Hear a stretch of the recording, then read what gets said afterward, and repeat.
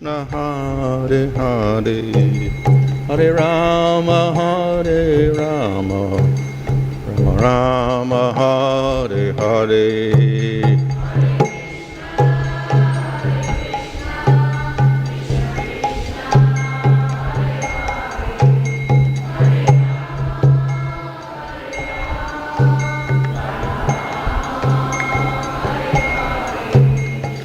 Prabhupada, Prabhupada, Prabhupada Jaya, Prabhupada Jaya.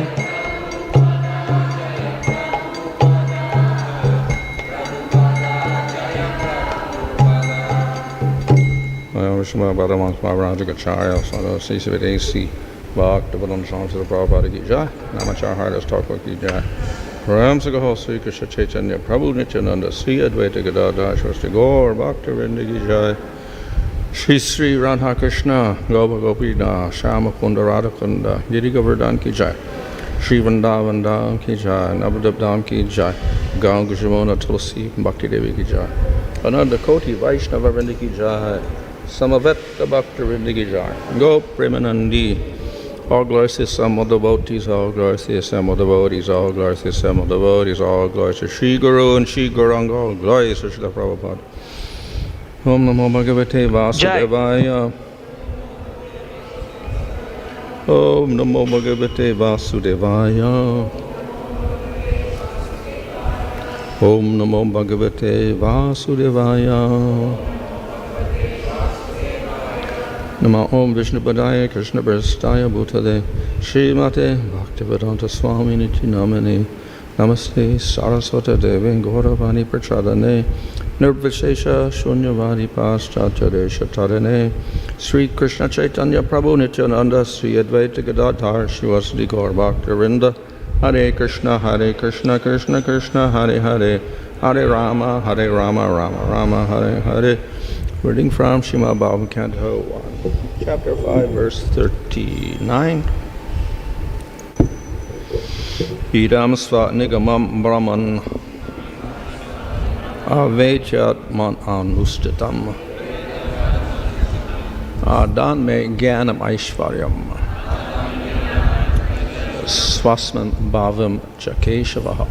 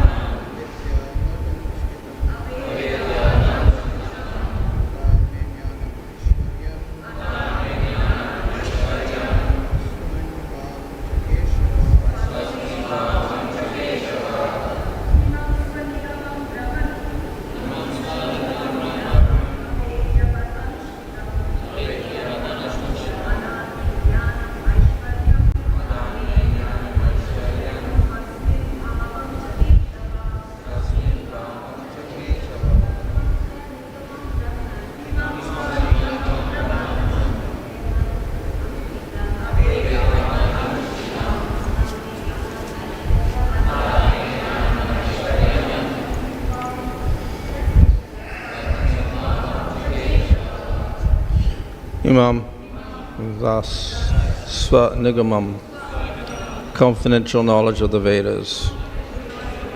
Brahman, O brahmana, avetya, knowing it well. Mat, by me, anuṣṭhitam, executed. Adāt, bestowed upon me. Me, jñānam, transcendental knowledge. Aiśvaryaṁ, opulence. Svasmin, personal. Bhāvam, intimate affection, cha and keśavaḥ, Lord Kṛṣṇa. Translation: O brahmana, thus by the Supreme Lord Kṛṣṇa I was endowed first with the transcendental knowledge of the Lord, as inculcated in the confidential parts of the Vedas, and then with spiritual opulences, and then with his intimate loving service. Purport. Communion with the Lord by transmission of transcendental sound is non-different from the whole Spirit Lord Sri Kṛṣṇa. It is a completely perfect method for approaching the Lord. By such pure contact with the Lord, without offense of material conceptions, numbering 10, the devotee can rise above the material plane to understand the inner meaning of the Vedic literatures, including the Lord's existence in the transcendental realm. The Lord reveals his identity gradually to one who has unflinching faith both in the spiritual master and in the Lord. After this, the devotee is endowed with mystic opulences, which are 8 in number.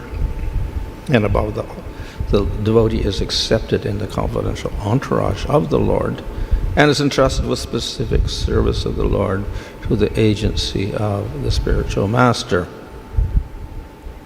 A pure devotee is more interested in serving the Lord than in showing the exhibition of the mystic powers dormant in him. Sri Narada has explained all these from his personal experience, and one can obtain all the facilities which Narada obtained by perfecting the chanting process of the sound representation of the Lord.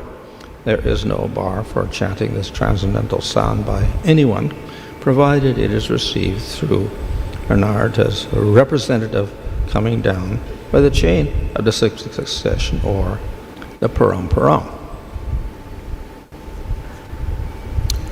So,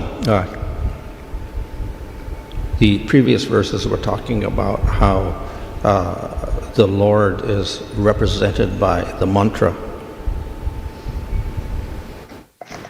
முந்தைய பதங்களில் பகவானை மந்திரங்கள் மூலமாக பிரதிநிதிப்பதை பற்றி பேசப்பட்டது. And through that we attain everything. அதன் மூலமாக நாம் அனைத்தையும் அடையலாம்.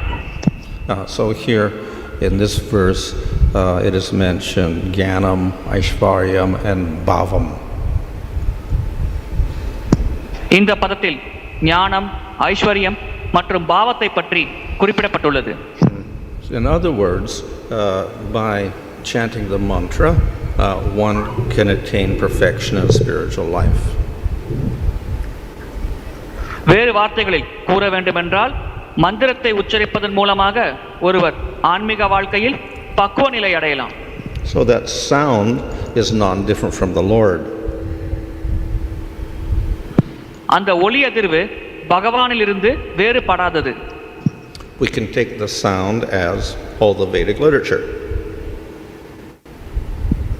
அந்த ஒலியை நாம் அனைத்து வேத சாஸ்திரங்களாக பாவிக்கலாம். So the Vedas are non-different from the Lord.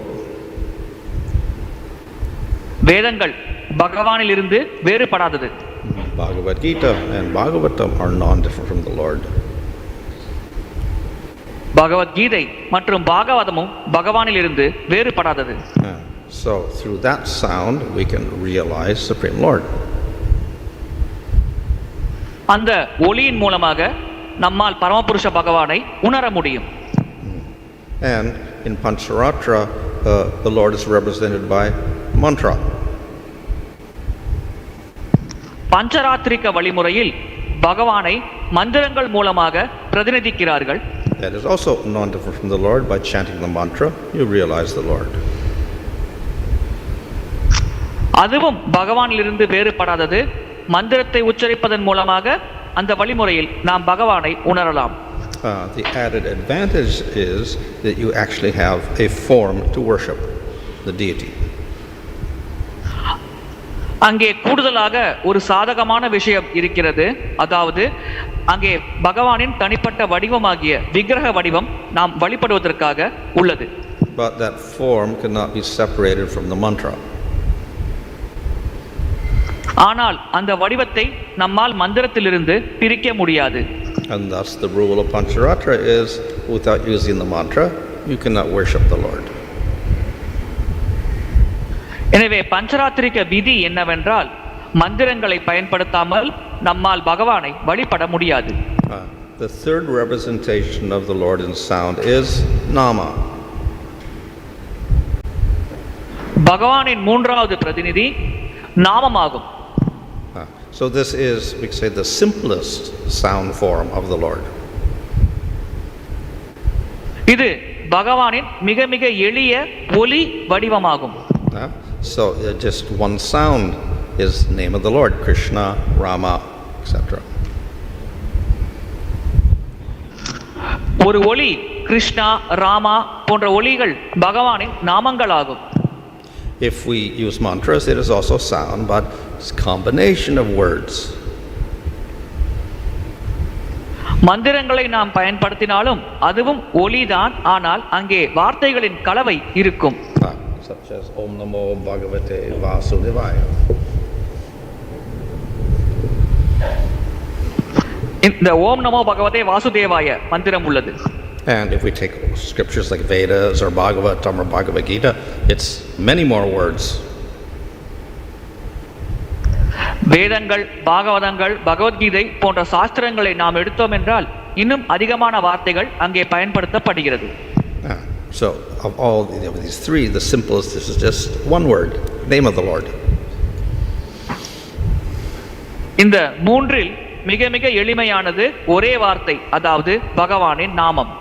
However, this is also made a little more complicated. இருப்பினும் இங்கே சில கடினமான விஷயங்களும் உள்ளது. And thus we have 1,000 names of the Lord.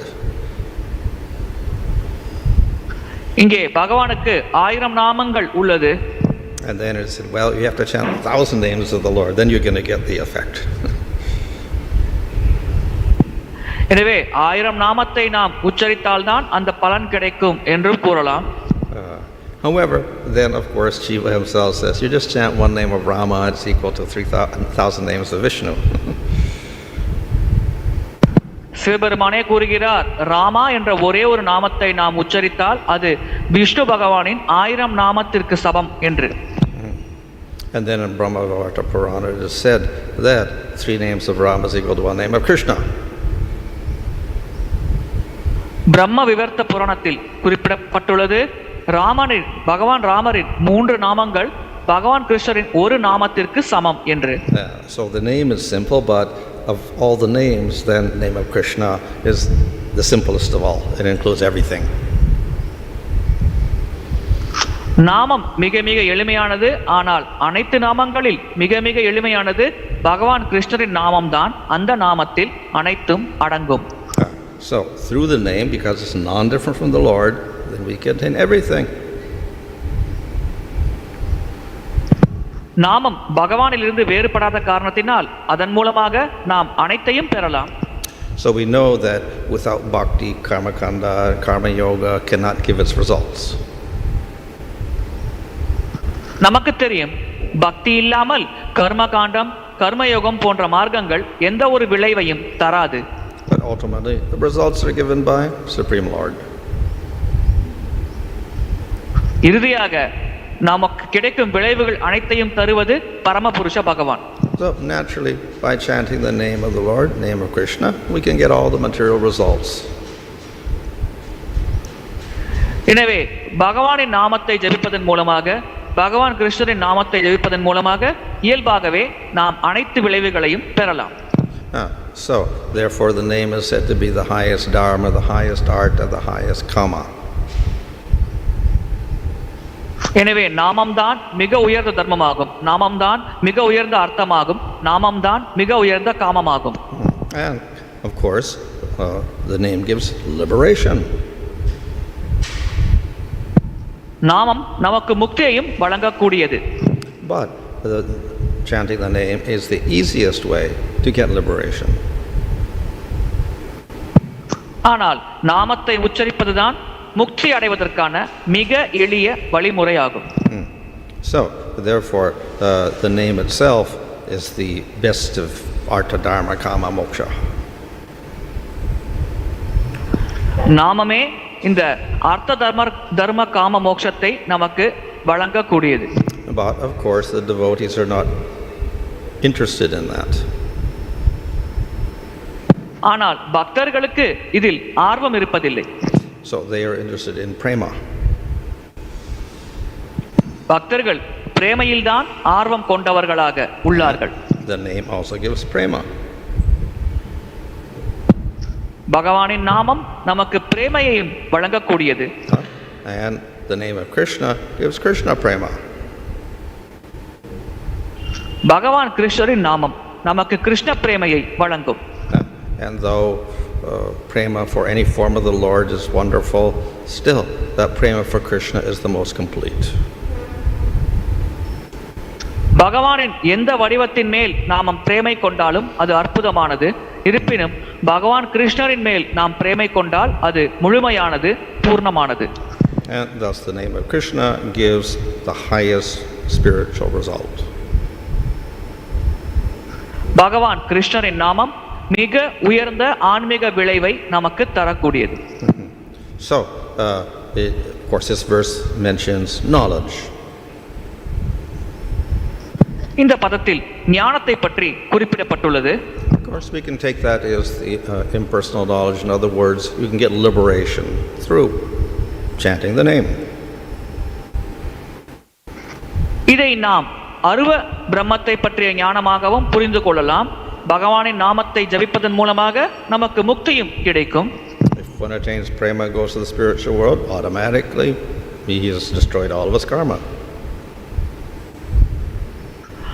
பிரேமை நிலை அடைந்து ஒருவர் ஆன்மீக உலகத்தை அடைந்தாலும் அவருக்கும் தன்னிச்சையாக அனைத்து வகையான கர்ம வினைகளும் அளிக்கப்படும். Aishvarya, of course, can refer to these yogic powers. ஐஸ்வர்யம் என்பது இந்த யோக சக்திகள், யோக சித்திகளை குறிக்கிறது. Of course, in the spiritual world, the Lord also has all these powers, but they are spiritual. ஆன்மீக உலகத்தில் பகவானிற்கும் இது போன்ற சக்திகள் இருக்கும், ஆனால் அவை அனைத்தும் ஆன்மீகமானவை. And the devotee also can have these powers. பக்தர்களுக்கும் இந்த சக்திகள் இருக்கலாம். This is called what we call shashti. இதைத்தான் நாம் சாஷ்டி என்று அழைக்கிறோம். So therefore, in the spiritual world, the jiva can do all sorts of remarkable things. ஆன்மீக உலகத்தில் ஜீவாத்மா அனைத்து வகையான அற்புதமான செயல்களையும் செய்யலாம். And of course, the devotee can get a wonderful body, wonderful place, etc. ஒரு பக்தருக்கு அற்புதமான சரீரம், அற்புதமான இடமானது கிடைக்கலாம். But even these things are not of much interest to the devotee in themselves. ஆனால் பொதுவாக பக்தர்களுக்கு இது போன்ற விஷயங்களின் மேல் அதிகமாக ஆர்வம் இருப்பதில்லை. So what the devotee really wants is prema. பக்தருக்கு உண்மையில் எது வேண்டுமென்றால் அது பிரேமைதான். However, prema itself is not some sort of object. ஆனால் பிரேமை என்பது ஒரு வகையான பொருள் இல்லை. We can best describe prema as simply spontaneous service to the Lord. பிரேமையின் விளக்கம் உடனடியாக பகவானின் சேவையில் தன்னிச்சையாக ஈடுபடுவது. And if the devotee has that service, then he is fully satisfied. பக்தருக்கு அந்த சேவை கிடைத்தால் அவர் முழு திருப்தி அடைகிறார். But the result of that, of course, is that the devotee experiences the highest bliss.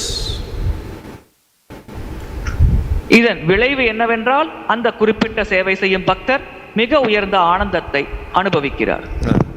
So, in this way, through chanting the holy name, the devotee actually rejects all the other effects or results and simply concentrates on serving the Lord.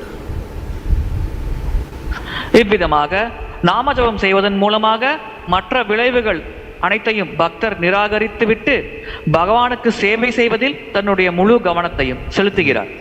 So, in the beginning stages, the name is the method, the means, sadhana. ஆரம்ப நிலைகளில் நாமம் தான் வழிமுறையாகும், சாதன முறையாகும்.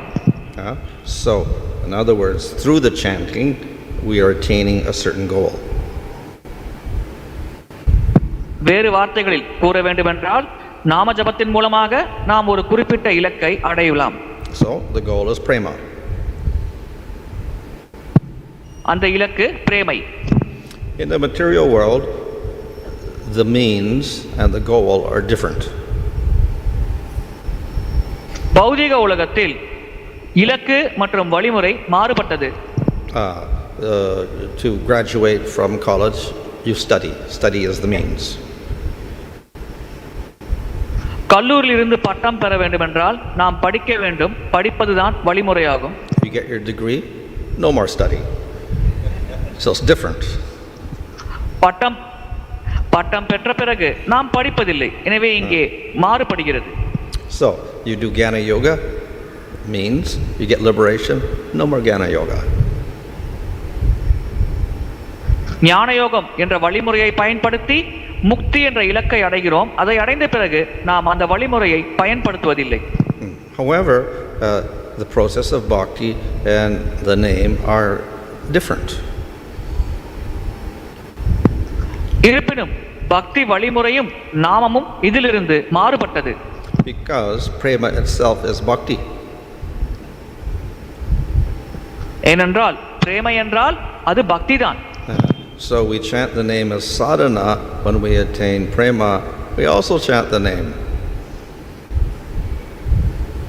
சாதன பக்தியிலும் நாம் பகவானின் நாமத்தை ஜபிக்கிறோம். பிரேமை நிலை அடைந்த பிறகும் நாம் பகவானின் நாமத்தை ஜபிக்கிறோம். So in other words, once we start the process of chanting and the process of bhakti, it becomes eternal in the spiritual world. வேறு வார்த்தைகளில் கூற வேண்டுமென்றால் நாம் நாம ஜப வழிமுறை மற்றும் பக்தி வழிமுறையை தொடங்கிய உடனேயே அது ஆன்மீக உலகத்தில் நித்தியமான செயல்கள் ஆகிவிடுகிறது. Like all things in the spiritual world, the name and bhakti are eternal. ஆன்மீக உலகத்தில் இருக்கும் மற்ற விஷயங்களைப் போலவே நாமம் மற்றும் பக்தியும் அங்கே நித்தியமானது. Of course, in the material world, a particular jiva begins the process of bhakti at a certain time. பௌதிக உலகத்தில் ஒரு குறிப்பிட்ட ஜீவாத்மா ஒரு குறிப்பிட்ட காலகட்டத்தில் இந்த பக்தி வழிமுறையை தொடங்குகிறது. So we can ask the question, well, in that case it's not eternal, it has a beginning. இங்கே நாம் ஒரு கேள்வி எழுப்பலாம். இவ்வாறாக ஒரு குறிப்பிட்ட காலத்தில் தொடங்கும் காரணத்தினால் இது நித்தியமானது இல்லை, இதற்கு ஒரு தொடக்கம் உள்ளதே என்று. So the answer to that is, for individual, yes, but process of bhakti and the name itself is eternal, and the particular jiva begins to practice bhakti and chant the name at a certain time, but the name is eternal. அந்த நாமம் மற்றும் பக்தி வழிமுறை நித்தியமானதுதான். ஆனால் ஒரு குறிப்பிட்ட ஜீவாத்மா அந்த பக்தியில் ஈடுபடுவதற்கும் நாமத்தை உச்சரிப்பதற்கும் தொடக்கத்தில் ஒரு குறிப்பிட்ட சமயம் இருக்கிறது. எனவே அந்த ஜீவாத்மாவை பொறுத்தவரையில் அந்த வழிமுறைக்கு ஒரு ஆரம்பம் இருக்கிறது. ஆனால் பக்தி வழிமுறையை பொறுத்தவரையில் அது எப்பொழுதுமே நித்தியமானது. So it is eternal, but then it manifests in a jiva at a certain point in time, and we begin the process of bhakti. பக்தி நித்தியமானது, அது ஒரு குறிப்பிட்ட ஜீவாத்மாவில் ஒரு குறிப்பிட்ட சமயத்தில் வெளிப்படுகிறது. இதன் காரணமாக அந்த சமயத்திலிருந்து அந்த ஜீவாத்மா பக்தி வழிமுறையை தொடங்குகிறது. So this is quite different from the other processes of karma, jnana and yoga. இந்த பக்தி வழிமுறை மற்ற வழிமுறைகளான கர்ம மார்க்கம், ஞான மார்க்கம், யோக மார்க்கத்திலிருந்து முற்றிலும் மாறுபட்டது. They arise in the material world, and they also have an end in the material world. அந்த வழிமுறைகள் பௌதிக உலகத்தில் ஆரம்பிக்கிறது, அதோடு பௌதிக உலகத்திலேயே அதன் இறுதி முடிவும் வழங்கப்படுகிறது. On the other hand, bhakti does not arise in the material world at all. It arises from Kṛṣṇa, so it is completely spiritual. அதே சமயத்தில் பக்தி பௌதிக உலகத்தில் தொடங்குவதே இல்லை, அது பகவான் கிருஷ்ணரிடமிருந்து தொடங்குகிறது. எனவே அது முழுமையாக ஆன்மீகமானது. So when that bhakti is fixed permanently in the jiva, we call it prema. அந்த பக்தி ஜீவாத்மாவில் நிலையாக இருக்கும் பொழுது அதை நாம் பிரேமை என்று அழைக்கிறோம். And the jiva endowed with prema is eternally with the Lord in the spiritual world. அந்த பிரேமை நிலையை அடைந்த ஜீவாத்மா ஆன்மீக உலகத்தில் பகவானோடு நித்தியமாக இருக்கிறது. So we know that the Lord is controlled by prema. நமக்கு தெரியும் பிரேமை பகவானை கட்டுப்படுத்துகிறது. And thus if the jiva in the spiritual world has prema, the Lord will never separate himself from that jiva. எனவே ஆன்மீக உலகத்தில் இருக்கும் ஜீவாத்மாவிற்கு பிரேமை இருந்தால் பகவான் எப்பொழுதும் அந்த ஜீவாத்மாவை விட்டு பிரிவதில்லை. So the Lord makes his promise, my devotee never falls, never returns to the material world. Why is that? It's because the Lord is so attached to that jiva. என்னுடைய பக்தர் எப்பொழுதும் வீழ்ச்சி அடைவதில்லை, எப்பொழுதும் இந்த பௌதிக உலகத்திற்கு மீண்டும் வருவதில்லை என்று பகவான் ஏன் குறிப்பிடுகிறார்? ஏனென்றால் பகவான் அந்த குறிப்பிட்ட ஜீவாத்மாவின் மேல் மிக அதிகமான பற்று கொண்டிருக்கிறார். Of course, then we have cases like Jai and Vijay. ஆனால் ஜெயன் விஜயன் போன்றவர்கள் வீழ்ச்சி அடைகிறார்களே. So they got cursed, so they got separated from the Lord. How is it possible? Why would the Lord tolerate that? அவர்களுக்கு சாபம் கிடைத்தது, அவர்கள் பகவானை விட்டு பிரிந்தார்கள். இது எப்படி சாத்தியம்? இதை எப்படி பகவான் பொறுத்து கொண்டார்? One explanation is that actually the Lord cannot tolerate it. இதற்கான ஒரு விளக்கம், உண்மையில் பகவானால் இதை பொறுத்து கொள்ள முடியவில்லை. And therefore in one form they stay with the Lord there in Vaikuntha. எனவே ஒரு குறிப்பிட்ட வடிவத்தில் அவர்கள் பகவானோடு வைகுண்டத்திலேயே இருந்தார்கள். And in other forms, the expansion forms, they became Jai and Vijay in the material world. அவர்களுடைய விரிவங்கங்கள் என்ற வடிவத்தில் இந்த பௌதிக உலகத்தில் அவர்கள் Jayan விஜயனாக தோன்றினார்கள். And why is that? Because the Lord cannot tolerate separation from Jai and Vijay. இதற்கான காரணம், பகவானால் ஜெயன் விஜயனை விட்டு பிரிந்து இருப்பதை தாங்க முடியாது, பொறுத்து கொள்ள முடியாது. So therefore the Lord's promise and his to the devotees is never broken. எனவே பகவான் பக்தர்களுக்கு செய்யும் வாக்குறுதியானது எப்பொழுதும் மீறப்படுவதில்லை, உடைக்கப்படுவதில்லை. So anyway, in this verse, this description of how the process starts, and through that process, then all of these different things manifest. இந்த பதத்தின் விளக்கத்தில் எப்படி இந்த வழிமுறை தொடங்குகிறது, அதோடு அந்த வழிமுறை மூலமாக எப்படி பல விஷயங்கள் வெளிப்படுகிறது என்பதை பற்றி விளக்கப்பட்டுள்ளது. But what manifests, what is important is this bhāvaṁ. This is the prema. This is what manifests.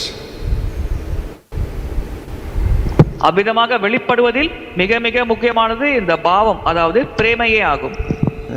And everything else may manifest, but it's always secondary to that prema. மற்ற அனைத்தும் வெளிப்படலாம், ஆனால் எப்பொழுதுமே அது பிரேமையை காட்டிலும் இரண்டாம் பட்சமாகத்தான் கருதப்படுகிறது. If it is useful for service to the Lord, fine, the devotee will accept it. அது பகவானின் சேவைக்கு பயனுள்ளதாக இருந்தால் அந்த வகையில் பக்தர் அதை ஏற்பார். Hare Krishna.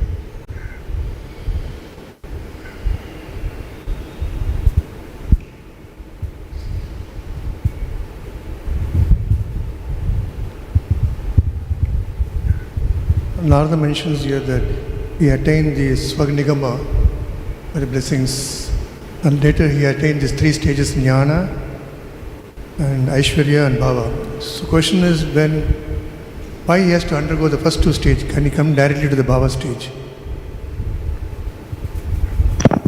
நாரத முனிவர் இங்கே ஆசீர்வாதங்களை பெற்றார். அதன் பிறகு ஞானம், ஐஸ்வர்யம் மற்றும் பாவம் என்ற 3 நிலைகளை ஒவ்வொன்றாக அடைந்தார் என்று குறிப்பிடப்படுகிறது. இங்கே கேள்வி என்னவென்றால், அவர் ஏன் நேரடியாக பாவ நிலைக்கு வரவில்லை? ஏன் இந்த ஞானம் மற்றும் ஐஸ்வர்யம் போன்ற நிலைகளை அவர் ஏற்க வேண்டியிருந்தது? Of course, jnana in this sense does not mean impersonal jnana. இங்கே குறிப்பிடப்படும் ஞானம் அருவ ஞானம் இல்லை. It includes impersonal jnana, but much more. இந்த ஞானத்தில் அருவ ஞானமும் அடங்கும், ஆனால் அதைவிட அதிகமான ஞானமும் இருக்கிறது. And in fact, I think in Brahma Sutras, Baladev Vidyabhushan explains, actually the word jnana in some places in scripture means bhakti. பிரம்மசூத்திரத்தில் Baladev Vidyabhushan குறிப்பிடுகிறார், சாஸ்திரங்களில் சில இடங்களில் ஞானம் என்று குறிப்பிடுவது உண்மையில் பக்தியைத்தான் என்று.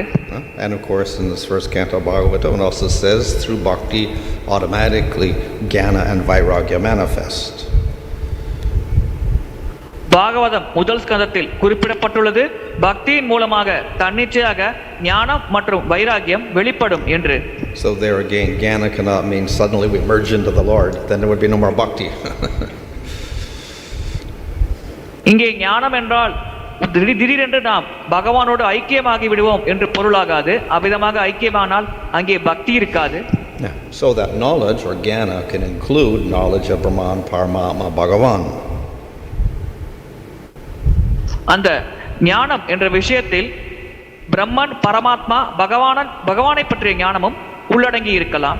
And it can include all favorable means and bhakti to attain highest level of prema. பக்தியில் இருக்கும் அனைத்து சாதகமான வழிமுறைகளை பற்றிய ஞானமாகவும் இருக்கலாம். இதன் மூலமாக ஒருவர் பிரேமையில் உயர்ந்த நிலையை அடையலாம். And of course, in say a more general way, that jnana can mean realization of the form, qualities, and activities of the Lord. பொதுவான வழிமுறையில் ஞானம் என்றால் பகவானின் வடிவம், குணங்கள், பண்புகள் மற்றும் செயல்களை பற்றி உணர்வது என்றும் குறிப்பிடலாம். So, therefore, that type of we say knowledge is natural as we develop bhakti. அது போன்ற ஞானமானது பக்தியை நாம் வளர்த்து கொள்ளும் பொழுது இயல்பாகவே தோன்றுகிறது. We cannot attain prema unless we have realization of its form and its qualities. அவருடைய பிரேமை நிலை அடைந்த பிறகு அதன் மூலமாக பகவானின் வடிவம் மற்றும் செயல்களை புரிந்து கொள்வது என்பது சாத்தியமில்லை.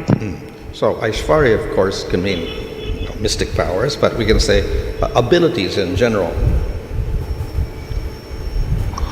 ஐஸ்வர்யம் என்பது யோக சக்திகளையும் குறிக்கலாம், ஆனால் பொதுவாக திறமைகளை பற்றி குறிப்பிடுகிறது. So in order to experience bhava and prema, we have to have the ability to see the Lord. We need spiritual senses, we need a spiritual body. பாவா மற்றும் பிரேம நிலை அனுபவத்தை பெறுவதற்கு நாம் பகவானை பார்க்க வேண்டும். அதற்கு நமக்கு ஆன்மீகமான கண்கள், ஆன்மீகமான சரீரம் தேவைப்படுகிறது. So we must have certain powers in order to perform our particular service for the Lord. பகவானுக்கு ஒரு குறிப்பிட்ட சேவை செய்ய வேண்டுமென்றால் நமக்கென்று சில சக்திகள் வேண்டும். At the same time, the devotee is not really interested in displaying yogic powers just for fun or whatever. அதே சமயத்தில் கேளிக்கைக்காக யோக சித்திகளை வெளிப்படுத்துவதில் பக்தர்கள் பொதுவாக ஆர்வம் காட்டுவதில்லை. So therefore, the devotee in the spiritual world will not say, look, I'm big now, I'm going to be small, I'm going to be big, I'm going to be small, anima or whatever. He doesn't want to display that because it's not useful for his service. எனவே ஆன்மீக உலகத்தில் இருக்கும் பக்தர்கள் தன்னிடம் இருக்கும் யோக சக்திகளை வெளிப்படுத்துவதில்லை. இங்கே பாருங்கள், என்னால் சிறியதாக ஆக முடியும், பெரியதாக ஆக முடியும் என்று அவர்கள் தங்களிடம் இருக்கும் சக்திகளை வெளிப்படுத்துவதில் ஆர்வம் காட்டுவதில்லை. ஏனென்றால் இதனால் எந்த வகையிலும் அது அவர்களுக்கு பகவானின் சேவைக்கு பயன்படாது. But if certain things are useful for his service, like different foods or whatever, or flowers or whatever, then he'll have the ability to manifest those things. ஆனால் ஒரு குறிப்பிட்ட மலர்கள், ஒரு குறிப்பிட்ட வகையான பழங்கள் போன்றவை அந்த பக்தரின் சேவைக்கு பயனுள்ளதாக இருக்கும் என்றால் அந்த பழங்கள் மற்றும் மலர்களை வெளிப்படுத்துவதற்கு அந்த பக்தரின் சக்திகள் பயன்படும். It's described in Brihad Bhagavatam as the Gopu Kumar got to the gates of Vaikuntha. பிரகத் பாகவதாமிர்தத்தில் குறிப்பிடப்பட்டுள்ளது கோபகுமாரர்கள் வைகுண்டத்தின் வாயிலை அடைந்தார்கள். And he had to wait at the gate while the messengers went in to see if the Lord was ready to see him. அந்த தூதுவர்கள் இவர்களை பார்க்க பகவான் தயாராக இருக்கிறார்களா என்று உள்ளே சென்று பார்க்கும் வரையில் இவர்கள் வாயிலேயே காத்திருக்க வேண்டியிருந்தது. So he saw various personalities going in the gates. அங்கே பலதரப்பட்ட நபர்கள் அந்த வாயிலுக்குள் நுழைவதை பார்த்தார்கள். Some looked very much like the Vishnu himself. சிலர் பார்ப்பதற்கு அப்படியே விஷ்ணு பகவானைப் போலவே இருந்தார்கள். Some had 4 heads, some had 8 heads, some had different forms. சிலருக்கு 4 தலைகள் இருந்தது, சிலருக்கு 8 தலைகள் இருந்தது, சிலருக்கு பலவிதமான வடிவங்கள் இருந்தது. And he saw that some of them could change their forms. அதோடு இவர்கள் பார்த்தார்கள் அதில் சிலர் தங்கள் வடிவத்தை மாற்றிக்கொள்ளும் சக்தி கொண்டிருந்தார்கள். So they could change into animals or birds or anything. அவர்கள் திடீரென்று மிருகமாகவோ பறவையாகவோ மாறக்கூடிய சக்தி கொண்டவர்களாக இருந்தார்கள். But he also explains they would do this only in certain circumstances to serve the Lord. ஆனால் அவர்கள் விளக்குகிறார்கள் இது போன்ற மாற்றத்தை ஒரு குறிப்பிட்ட தருணத்தில் பகவானின் சேவைக்காக மட்டுமே அவர்கள் தங்கள் வடிவத்தை மாற்றிக்கொள்கிறார்கள் என்று. So therefore the devotees endowed with certain powers which will help him serve the Lord. எனவே பக்தர்களுக்கு ஒரு சில குறிப்பிட்டமான சக்திகள் ஆசீர்வதிக்கப்படுகிறது. அது அவர்கள் பகவானுக்கு சேவையை செய்யும் சேவையில் உதவியாக இருக்கிறது.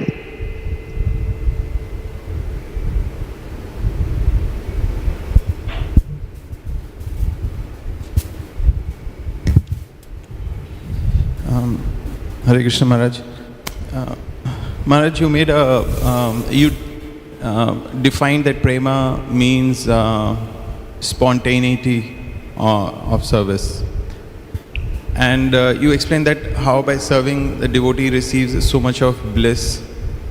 So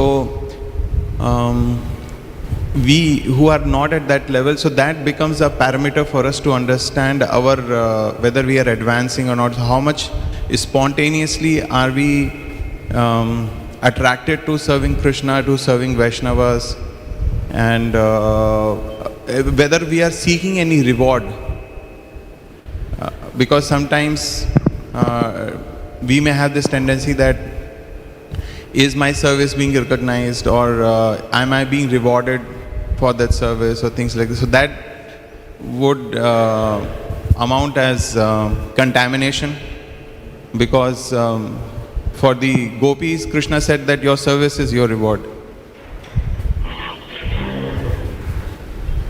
பிரேமை என்றால் தன்னிச்சையாக சேவையில் ஈடுபடுவது.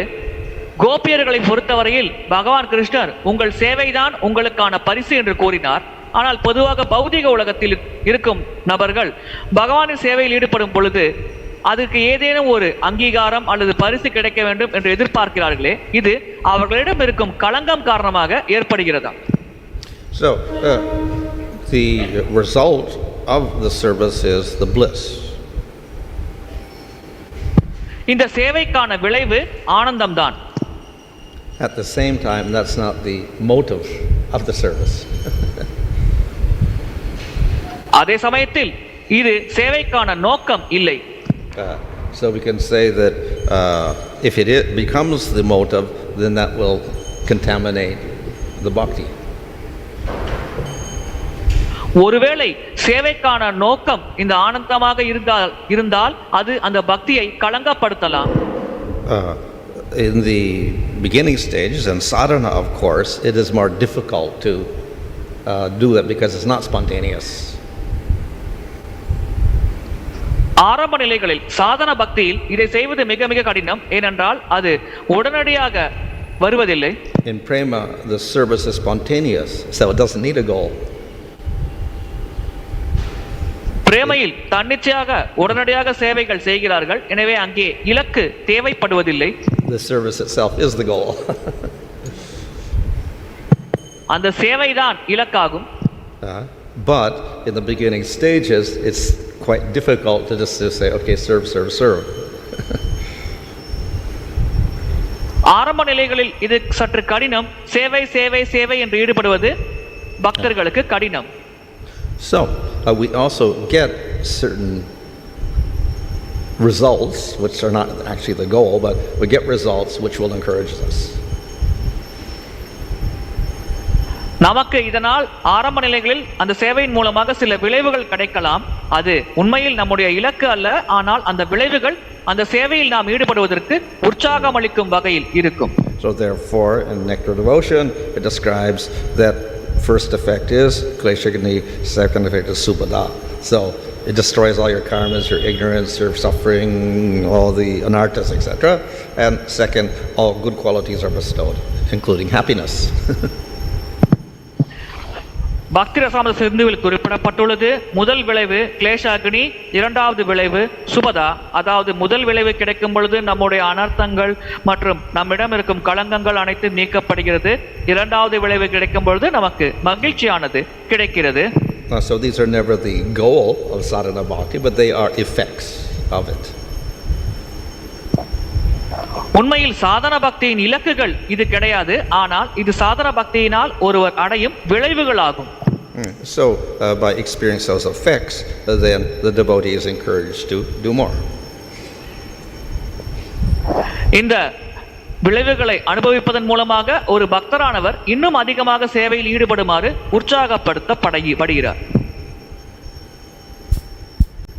Also, Maharaj, you were glorifying the holy names. Now, but some amount of philosophy and some amount of knowledge is required.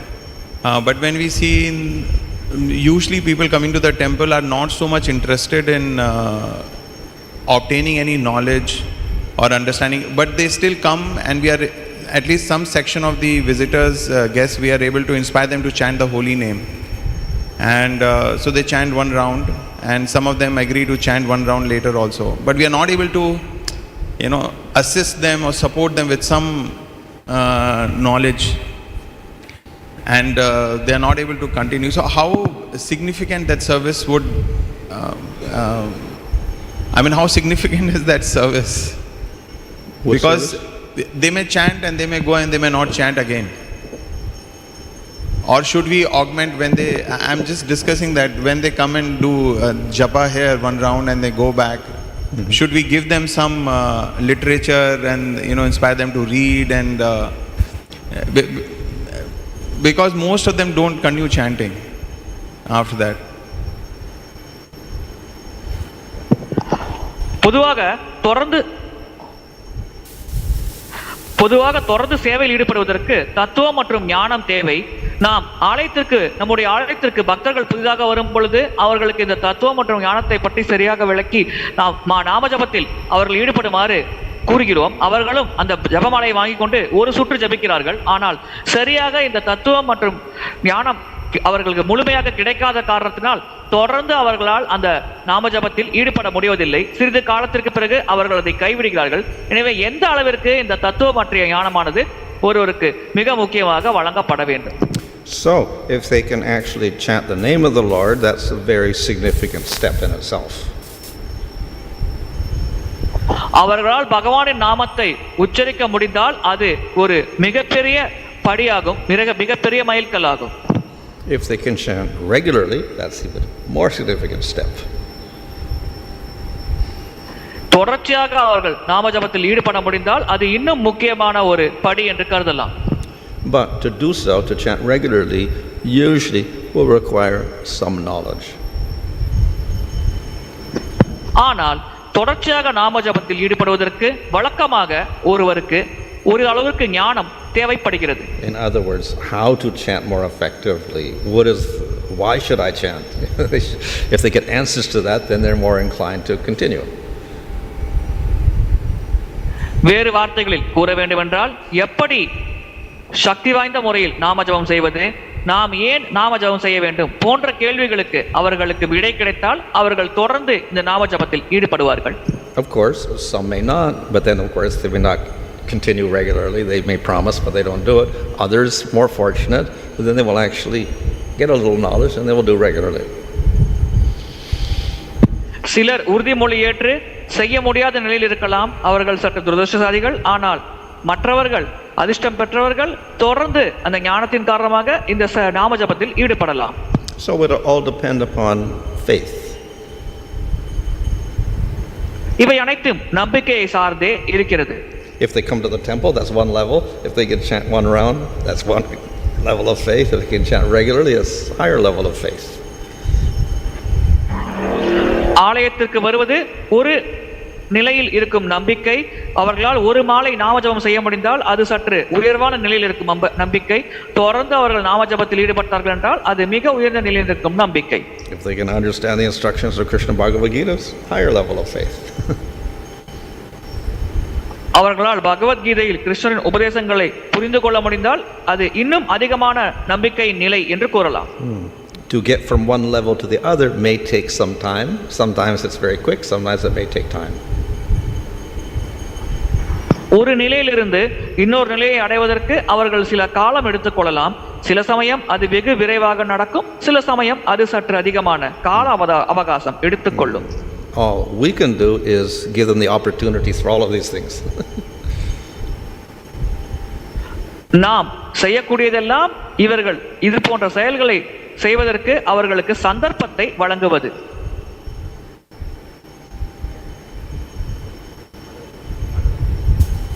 Online questions. Hare Krishna Maharaj, Dandavad Pranam, your servant Guru Kripa Mayadas. We have 130 devotees attending through various online platforms and we have several questions, Maharaj. We'll try our best to take as many as possible based on the time. First question is from Kalyan Kumar Prabhu. Just with the power of the holy name, without having any knowledge, material knowledge or the spiritual bhakti related knowledge, is it possible for a sadhaka to progress from the stage of Shraddha level to bhava or prema? பௌதிக ஞானம் மற்றும் பக்தி தொடர்பான ஞானம் எதுவும் இல்லாமல் புனித நாமத்தை மட்டும் உச்சரித்து ஒரு சாதகரால் ஸ்ரத்தா நிலையிலிருந்து பிரேமை நிலை வரை பக்தியில் முன்னேற முடியுமா? Well, definitely material knowledge is not necessary. நிச்சயமாக பௌதிக தேவையில்லை. To progress in chanting the holy name to prema, we do need spiritual knowledge, scriptural knowledge. புனித நாமத்தின் மூலமாக பிரேமை நிலையை நாம் அடைய வேண்டுமென்றால் நிச்சயமாக நமக்கு சாஸ்திர ஞானம், ஆன்மீக ஞானம் தேவை. But that essential knowledge is contained in books like Bhagavad Gita and Srimad Bhagavatam. அந்த தேவையான ஞானமானது பகவத்கீதை மற்றும் பாகவதம் போன்ற புத்தகங்களில் உள்ளது. If we don't want to get prema, we can chant, we can at least get liberation. நமக்கு பிரேமை அடைவதில் ஆசை இல்லை என்றால் நாம் நாமஜபத்தில் ஈடுபட்டு குறைந்தபட்சம் முக்தி அடையலாம். Thank you, Maharaj. The next question is from a devotee in attending through Facebook. How is sva-nigamam different from general Vedic knowledge? What? Which is accessible to the ordinary Vedic scholars. Sva-nigamam different from general Vedic knowledge. Oh, here. sva-nigamaவிற்கும் பொதுவான வேத ஞானத்திற்கும் உள்ள வேறுபாடு என்ன? பொதுவாக வேத சாஸ்திரம் படித்த பண்டிதர்கள் அந்த பொதுவான வேத ஞானத்தை தான் புரிந்து கொள்கிறார்களே, இதற்கும் sva-nigamaவுக்கும் உள்ள வேறுபாடு. Yeah. So here it talks about general knowledge.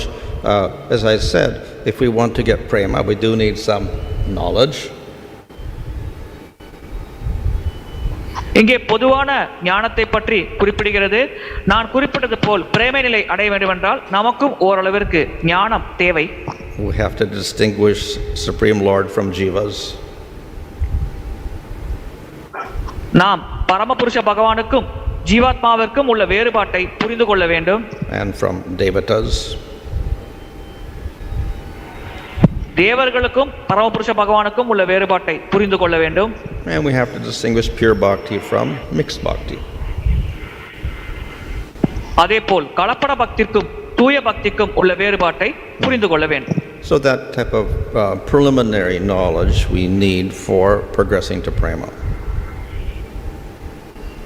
இது போன்ற ஆரம்ப நிலை ஞானமானது பிரேமை நிலையை நோக்கி நாம் முன்னேறுவதற்கு தேவைப்படுகிறது. Thank you, Maharaj. Next question is from Her Grace Tarini Radha Mataji. It seems the Lord does not like to be separated from any of his part and parcels, jivas, because he is accompanying each jiva as a paramatma. Is the Lord keeping his love for the jiva subdued patiently and waiting for the jiva to turn to him in prema? பகவான் அனைத்து ஜீவாத்மாக்களின் மீதும் மிகுந்த பாசம் மற்றும் பற்று கொண்டிருக்கிறார். எனவே எந்த ஜீவாத்மாவும் பகவானை விட்டு பிரிவது அவருக்கு விருப்பமில்லை. ஏனென்றால் அனைவருமே பகவானின் அங்கத்துகள் தான். எனவே இந்த குறிப்பிட்ட பௌதிக உலகத்தில் இருக்கும் ஜீவாத்மாக்கள் பகவானை நோக்கி தங்கள் கவனத்தை செலுத்துவதற்காக, மீண்டும் பகவானின் மேல் அன்பு செலுத்துவதற்காக பகவான் பொறுமையாக காத்து கொண்டிருக்கிறார் என்று நாம் புரிந்து கொள்ளலாம். Well, we know that the devotee is controlled by prema. நமக்கு தெரியும் பக்தர்கள் பிரேமையினால் கட்டுப்படுத்தப்படுகிறார்கள்.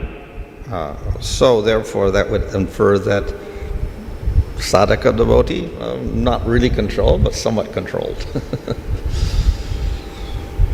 எனவே சாதக பக்தர்கள் உண்மையில் முழு கட்டுப்பாட்டில் இல்லை, ஓரளவிற்கு கட்டுப்பாட்டில் இருக்கிறார்கள். And we see that, of course, Krishna says in Bhagavad Gita, I'm equal to everybody. கிருஷ்ணர் பகவத்கீதையில் நான் அனைவரையும் சமமாக பாவிக்கிறேன் என்று குறிப்பிடுகிறார். Which means he does not hate anybody. இதன் பொருள் அவர் யாரையும் வெறுப்பதில்லை. But at the same, and generally he doesn't favor anybody. அதே சமயத்தில் பொதுவாக அவர் யாருக்கும் சாதகமாக செயல்படுவதில்லை. But compared to that, any devotee he does favor. அதை ஒப்பிடுகையில் எந்த பக்தராக இருந்தாலும் அந்த பக்தருக்கு அவர் சாதகமாக பகவான் செயல்படுகிறார். But he favors one in prema the most. பிரேமை நிலையில் இருக்கும் பக்தருக்கு மிக மிக சாதகமாக பகவான் செயல்படுகிறார். So we can say the Lord has love for all jivas, but the most love for the prema bhakta. நாம் கூறலாம் பகவான் அனைத்து ஜீவாத்மாக்களின் மேலும் அன்பு செலுத்துகிறார், ஆனால் மிக அதிகமான அன்பை அவர் பிரேம பக்தர்களின் மேல் கொண்டிருக்கிறார். Thank you, Maharaj. Maharaj, in the translation there is a specific order which is being indicated. First the transcendental knowledge is imparted, then the spiritual opulences, then the intimate loving service. But when it comes to serving sadhakas or potential devotees, when we preach, imparting this knowledge in first place doesn't help us to develop them in bhakti. So how do we approach? இந்த பதத்தின் பொருளுரையில் உன்னத ஞானம், அதன் பிறகு சில விசேஷ சக்திகள், அதன் பிறகு நெருக்கமான சேவை என்று 3 நிலைகள் குறிப்பிடப்படுகிறது. எனவே சாதக பக்தர்களுக்கு தொடக்கத்திலேயே இந்த உன்னத ஞானத்தை வழங்குவது என்பது சற்று கடினமான விஷயமாக இருக்கிறது. இதை நாம் எப்படி செயல்படுத்துவது? The verse actually says first he understood general knowledge, then he got jñānam, aiśvaryaṁ and bhāvam. இந்த பதத்தில் குறிப்பிடப்பட்டுள்ளது முதலில் அவருக்கு பொதுவான ஞானம் கிடைத்தது, அதன் பிறகு அடுத்த நிலையில் அவருக்கு ஞானம், ஐஸ்வர்யம் மற்றும் பாவம் போன்றவை கிடைத்தது. So as I said, for practicing pure bhakti we need some preliminary knowledge. நான் கூறியது போல் தூய பக்தியை பயிற்சி செய்வதற்கு நமக்கு ஆரம்ப நிலை ஞானம் தேவை. And that knowledge is given in works like Bhagavatam and Bhagavad Gita. Bhagavatam மற்றும் பகவத்கீதை போன்ற சாஸ்திரங்கள் அந்த ஞானத்தை நமக்கு வழங்குகிறது. So that is what we do in our preaching work. We're giving knowledge. So this is the knowledge we're giving, knowledge which is useful for advancing and practicing pure bhakti. நம்முடைய பிரச்சார செயலில் இதைத்தான் நாம் செய்கிறோம். இந்த ஞானத்தை தான் நாம் வழங்குகிறோம். எந்த ஞானம் தூய பக்தியை பயிற்சி செய்வதற்கும் தூய பக்தி மார்க்கத்தில் முன்னேறுவதற்கும் உதவியாக இருக்குமோ அந்த ஞானத்தை தான் நம்முடைய பிரச்சாரத்தில் நாம் வழங்குகிறோம். This will lead eventually to realization of the Lord or jñānam and service to the Lord, bhāvam. இறுதியாக இது ஒருவரை பகவானை உணர்தல் என்ற நிலைக்கு அழைத்து செல்லும், அது ஞானம். அதே போல் பகவானின் சேவையில் அவரை ஈடுபடுத்தும், இதுதான் அவருடைய இறுதியான விளைவாகும். Thank you, Maharaj. Next question is from Swarnamadhav Prabhu. Of all the names, Krishna's name is the highest and one attains complete perfection by chanting the name of Krishna. Being the case, what is the advantage of chanting as Hare Krishna Mahamantra? அனைத்து நாமங்களில் கிருஷ்ணரின் நாமம் தான் மிக உயர்ந்தது. ஒருவர் கிருஷ்ணரின் நாமத்தை ஜபித்தாலே மிக உயர்ந்த பக்குவ நிலையை அடையலாம். அவ்விதமாக இருக்கையில் ஹரே கிருஷ்ண மகாமந்திர ஜபத்தில் ஈடுபடுவதனால் நமக்கு கிடைக்கும் சாதகமான விளைவு என்ன? Well, Krishna is highest as far as forms of bhagavan are concerned. பகவானின் வடிவங்களை பார்க்கையில் கிருஷ்ணர் தான் மிக உயர்ந்த வடிவமாவார். But Krishna is controlled by Radha. ஆனால் கிருஷ்ணர் ராதையால் கட்டுப்படுத்தப்படுகிறார். So therefore we can say Radha is the highest tattva. எனவே ராதை தான் மிக உயர்ந்த தத்துவம் என்று நாம் கூறலாம். But of course, ultimately we're saying Krishna is the highest tattva. ஆனால் இறுதியாக நாம் கூறுவது கிருஷ்ணர் தான் மிக உயர்ந்த தத்துவமாவார். But the truth is they're non-different. They are the same tattva in one sense. So Radha and Krishna are one. ஆனால் உண்மை என்னவென்றால் அவர்கள் இருவருக்கும் எந்த வேறுபாடும் இல்லை. இருவருமே ஒரே தத்துவம் தான். ஒரு வகையில் ராதா மற்றும் கிருஷ்ணர் இருவருமே ஒருவர் தான். But it is their combination or their rasa which will produce the highest bliss. ஆனால் இவர்களின் கலவை மற்றும் அந்த ரசம்தான் மிக உயர்ந்த ஆனந்தத்தை உருவாக்கும். Thank you, Maharaj. Next question is from Gandharvika Mataji. Similar to Jaya and Vijaya, can we consider the other devotees as well as an expansion of the spiritual planets? Jayan விஜயனை போன்று மற்ற பக்தர்களும் ஆன்மீக உலகத்தின் விரிவங்கங்கள் தான் என்று நாம் கருதலாமா? All jivas? All devotees or all jivas? Well, if one is... Devotees. Yeah. If we have the jivas in the spiritual world who are nitya-siddhas, in one sense, they are intimately related to the Lord, and they can come into the material world under certain circumstances by the will of the Lord as expansions, but not all the time. ஆன்மீக உலகத்தில் இருக்கும் நித்திய சித்தர்கள் பகவானோடு நெருக்கமான உறவு கொண்டிருக்கிறார்கள். எனவே பகவானின் திட்டத்தின் பெயரில் சில சமயங்களில் அவர்கள் பௌதிக உலகத்தில் பகவானின் விரிவங்கங்களாக வருவார்கள். ஆனால் எப்பொழுதும் அது போன்று அவர்கள் வருவதில்லை. And we see in the case of Jaya and Vijaya, very quickly they went back to the spiritual world. Jayan விஜயனை பொறுத்தவரையில் அவர்கள் வெகு விரைவாக ஆன்மீக உலகத்தை அடைந்ததை நாம் பார்க்கலாம். The condition of the other jivas in the material world is quite different because universe after universe after universe they stay in the material world conditioned. பௌதிக உலகத்தில் இருக்கும் மற்ற ஜீவாத்மாக்களின் நிலை மாறுபட்டது. ஏனென்றால் அவர்கள் பல பிரபஞ்சங்களில் பல காலமாக இந்த கட்டுண்ட நிலையில் இருக்கிறார்கள். Thank you, Maharaj. One last question. This is from Netravati Mataji. Why living entities are not suffering the results of bad karma during the same life? ஏன் உயிர்வாளிகள் தாங்கள் செய்த தீய கர்ம வினைகளின் விளைவுகளை அதே பிறவியில் அனுபவிப்பதில்லை? Not suffering what? Why the jivas not suffering their bad karmas in the serial lifetime? Why is it being carried over? Oh, well, actually, the jiva has millions of karmas. உண்மையில் ஜீவாத்மாவிற்கு கர்ம வினையால் எந்த பயனும் இல்லை. Of course, we've been here for millions and millions and millions of births in this universe and previous universe and previous universe. So one lifetime is never enough to experience all of those karmas. நாம் கோடான கோடி ஆண்டுகளாக பல்வேறு பிரபஞ்சங்களில் பௌதிக உலகத்தில் தொடர்ந்து இருக்கிறோம். எனவே அனைத்து கர்ம வினைகளையும் ஒரே பிறவியில் அனுபவிப்பது என்பது சாத்தியம் இல்லாதது. So one particular life, in one particular life, we get rid of a few karmas, not many. ஒரு குறிப்பிட்ட வாழ்வில் அந்த குறிப்பிட்ட பிறவியில் ஒரு குறிப்பிட்ட அளவிற்கு கர்ம வினையை அவர்கள் தீர்க்கலாம், அவ்வளவுதான். அதிகமான கர்ம வினையை அந்த பிறவியில் அவர்களால் தீர்க்க முடியாது. And when we commit new activities this lifetime and we produce karmas, there's a big waiting list already. புதிதாக நாம் அந்த குறிப்பிட்ட பிறவியில் செயல்கள் செய்யும் பொழுது